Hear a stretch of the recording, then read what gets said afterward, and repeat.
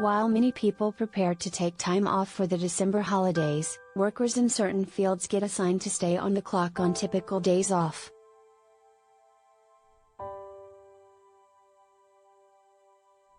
But who gets stuck with those shifts? Too often, companies assign holiday workdays to people who are single and/or don't have children under the assumption that they need the time off less than their peers who are married and/or parents.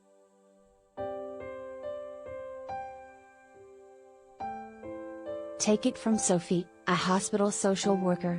She said the idea that single women need or deserve that time off less isn't pervasive at her current salaried job, but came up all the time when she worked retail and gig jobs.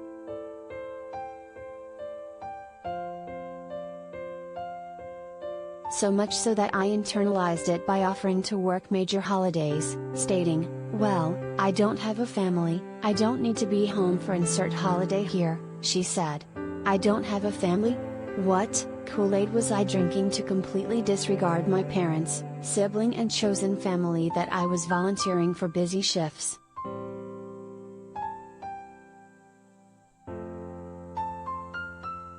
Managers should be careful not to assume that single and/or child-free people don't need holiday time as much as others do.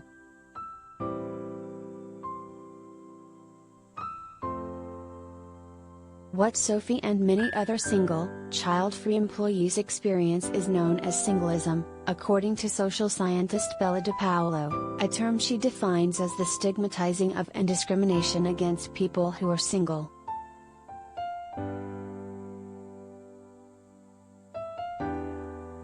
DePaolo finds that single people are often stereotyped as not having a life outside of work.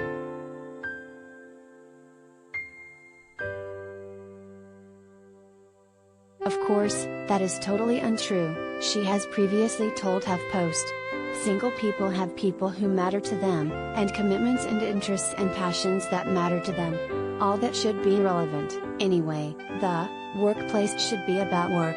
Everything should even out, how often you get to leave early, come in on the holidays, get your choice of vacation times, etc., such that over time, every worker is treated the same, and marital status or parental status do not matter at all.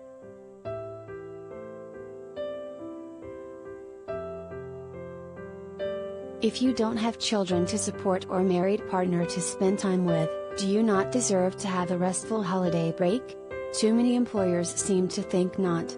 In response to a HuffPost call-out about single discrimination, a reader named Emily shared that she was always the one who had to sacrifice time with her family and loved ones at her job in college development.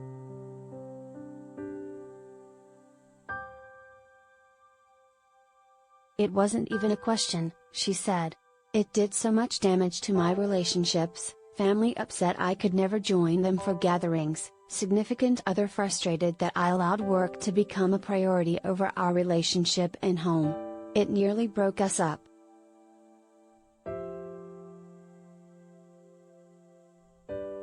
A HuffPost reader named Patricia said not being married was the reason she was assigned long deployments that would often fall on holidays at her military job.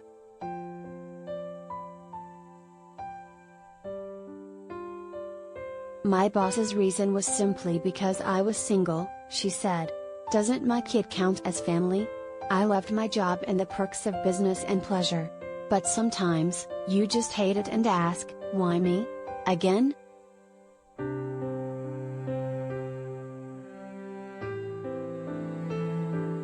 There's a fair way to assign holiday shifts.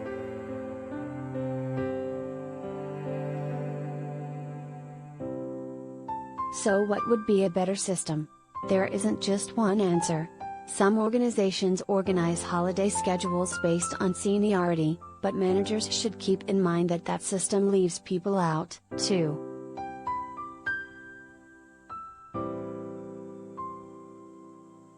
Seniority usually means it will favor people who have families, who are going to be older, said Mary Abajay, president of the leadership development consultancy Careerstone Group.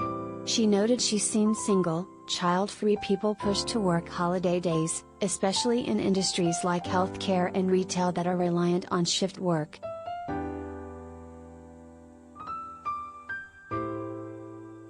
Whatever organizations do, they shouldn't wing it.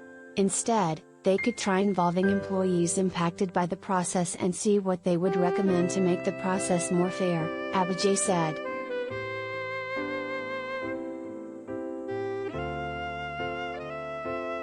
Maybe make an equation out of it. Seniority gets you 1 point, maybe you lose a point if you took it off last year. Something that automatically doesn't give it to the people who have been there the longest or who have the kids. Maybe you have a lottery for some people, Abijay said. The bottom line is get creative about how you could make this feel more fair and inclusive.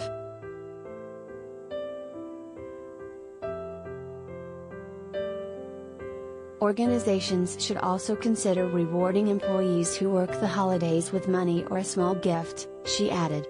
Something that says, you know what, I really appreciate that you fell on a sword for this one. You want your people always to feel valued and appreciated, especially if they have to work the holidays.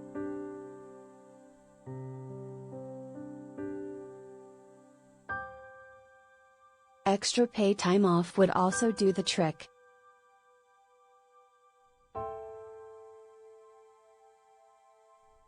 Sophie said her advice would be for companies to first put holiday shifts up for grabs, because there are definitely folks who prefer to work those shifts for a variety of reasons, she noted.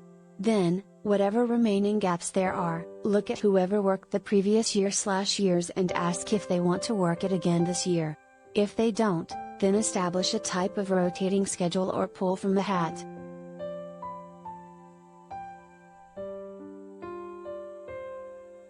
If you are a single, unmarried employee who keeps getting assigned holiday shifts, you can try broaching the topic as a request to your boss, Abijay said, but make sure it's not phrased as a complaint. In the meantime, get those holiday requests in early.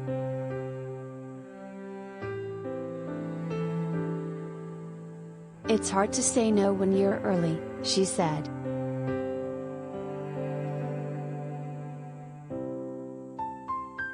As for Sophie, she said she knows better now than to volunteer for holiday shifts.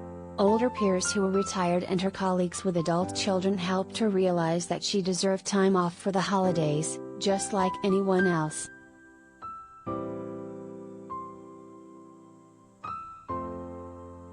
Last year she worked all the major holidays she celebrates, Thanksgiving, Christmas Eve, and Day, New Year's Eve and Day, because of COVID. Now, this year when I was asked to work those same holidays, I smiled and said I had already put in my time and that this year I was taking all of them off, she said.